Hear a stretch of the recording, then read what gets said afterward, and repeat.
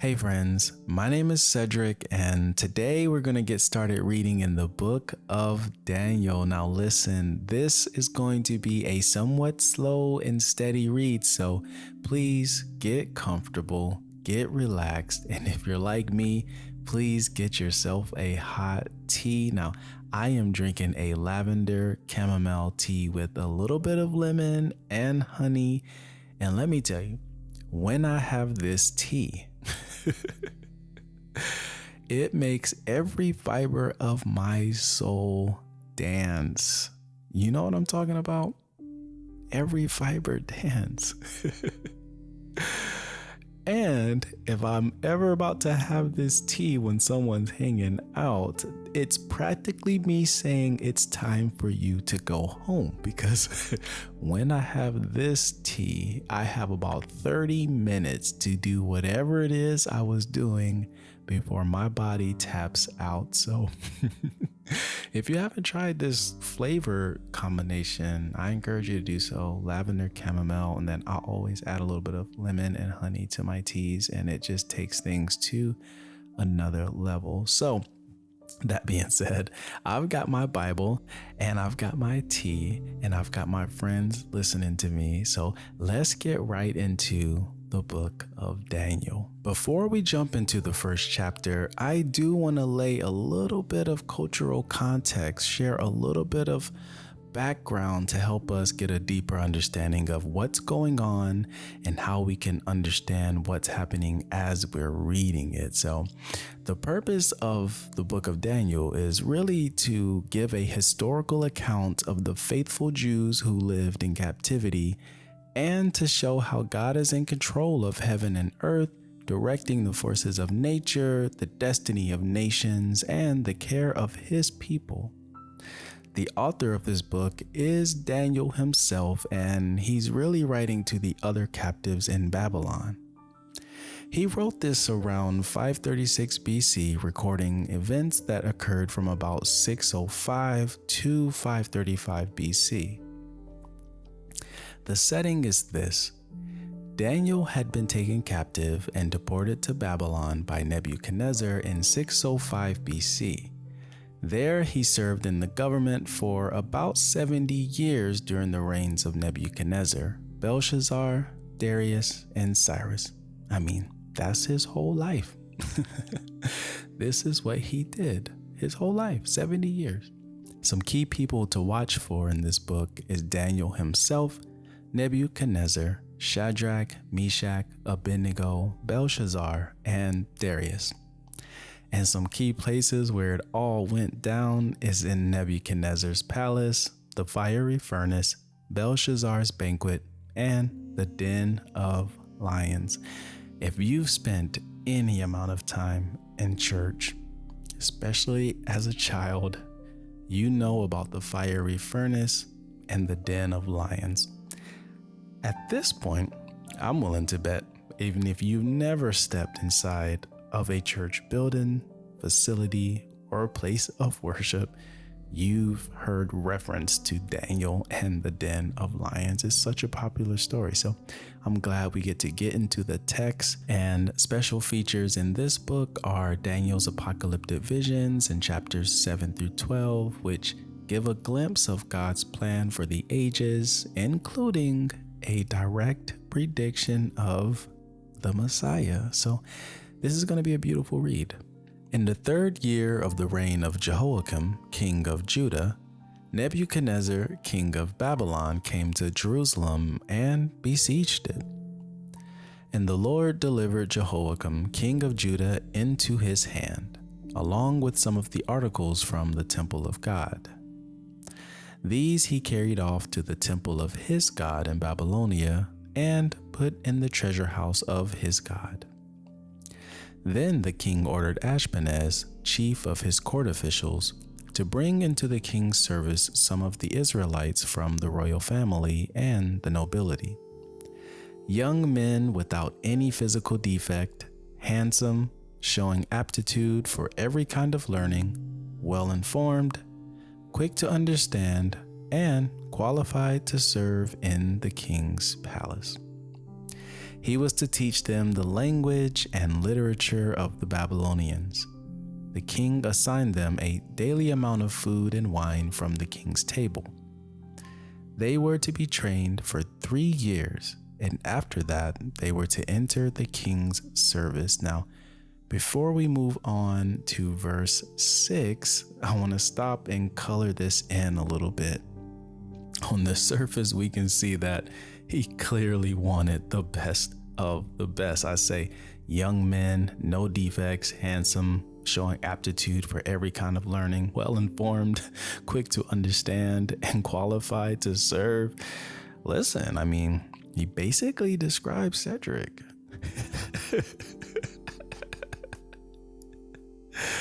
He basically described me. I'm reading this like, bro, like you read, how you...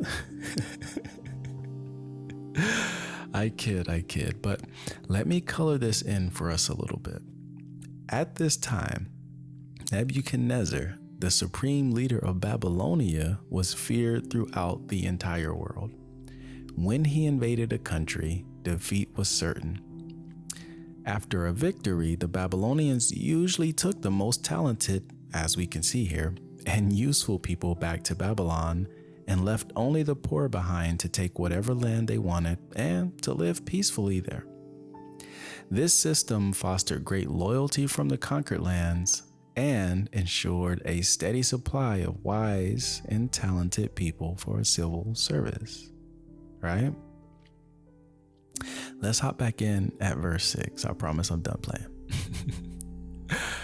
Among those who were chosen were some from Judah: Daniel, Hananiah, Mishael, and Azariah. The chief official gave them new names.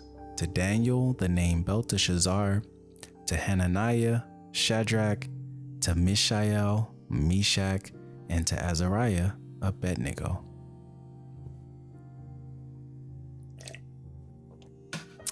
I do want to stop one more moment, I'm for real, to add a little bit of color to this particular section. Now, Nebuchadnezzar changed the names of Daniel and his friends because he wanted to make them Babylonian in their own eyes and in the eyes of the Babylonian people. New names would help them assimilate into the culture. But this is where it gets interesting, because he changes their names from an association with their God to associate to Babylonian gods. So, whereas Daniel means God is my judge in Hebrew, his name was changed to Belteshazzar, meaning Bel, protect his life. Bel, also called Marduk, was the chief Babylonian god. Hananiah means the Lord shows grace. His new name, Shadrach, probably means under the command of Aku, the moon god. Mishael means who is like God. His new name, Meshach, probably meant who is like Aku. And Azariah means the Lord helps. His new name, Abednego, means servant of Nego or Nebo or Nabu, the god of learning and writing. So, as we can see, this is how the king attempted to change the religious loyalty of these young men from Judah's God to Babylonia's God. Let's keep going, picking up in verse 8. But Daniel resolved not to defile himself with the royal food and wine, and he asked the chief official for permission not to defile himself this way. Now God had caused the official to show favor and compassion to Daniel. But the official told Daniel, I am afraid of my lord the king, who has assigned you food and drink. Why should he see you looking worse than the other young men your age? The king would then have my head because of you. Daniel then said to the guard whom the chief official had appointed over Daniel, Hananiah, Mishael, and Azariah, please test your servants for 10 days. Give us nothing but vegetables to eat and water to drink. Then compare our appearance with that of the young men who eat the royal food, and treat your servants in accordance with what you see." So he agreed to this and tested them for 10 days. Now, before we move on, I do want to unpack this and maybe repackage it a little bit differently for maybe a little bit more clarity. What's happening here is the Babylonians were trying to change the thinking of these Jews by giving them a Babylonian education, their loyalty by changing their names, and their lifestyle by changing their diet. But we see something remarkable in Daniel here. Without compromising, Daniel found a way to live by God's standards in a culture that did not honor God. Wisely choosing to negotiate rather than to rebel, Daniel suggested an experimental 10-day diet of vegetables and water instead of the royal foods and wine the king offered. Without compromising, Daniel quickly thought of a practical, creative solution that saved his life and the lives of his companions. And I just think it's a poignant reminder that as God's people, we may adjust to our culture as long as we do not compromise God's law. Let's get back into this chapter starting at verse 15. At the end of the 10 days, they looked healthier and better nourished than any of the young men who ate the royal food. So the guard took away their choice food and the wine they were to drink and gave them vegetables instead. To these 4 young men, God gave knowledge and understanding of all kinds of literature and learning. And Daniel could understand visions and dreams of all kinds. At the end of the time set by the king to bring them into his service, the chief official presented them to Nebuchadnezzar. The king talked with them, and he found none equal to Daniel, Hananiah, Mishael, and Azariah. So they entered the king's service. In every matter of wisdom and understanding about which the king questioned them, he found them 10 times better than all the magicians and enchanters in his whole kingdom. And Daniel remained there into the first year of King Cyrus. Okay, friends, this concludes chapter 1 in the book of Daniel. It's been a pleasure reading to you. I'd love for you to join me for chapter 2. If that's something that you would love for you, then hit the subscribe button and turn on those notifications. And if you like this video particularly, give it a thumbs up. And more than anything, I'd love to know if you've learned something new or if you have something to share with me that I didn't cover. I'm all about iron sharpening iron. So head over to the comment section and let me know your thoughts on chapter 1. Let me know what you've learned. What did the Holy Spirit speak to you? And I'll see you there. Take care.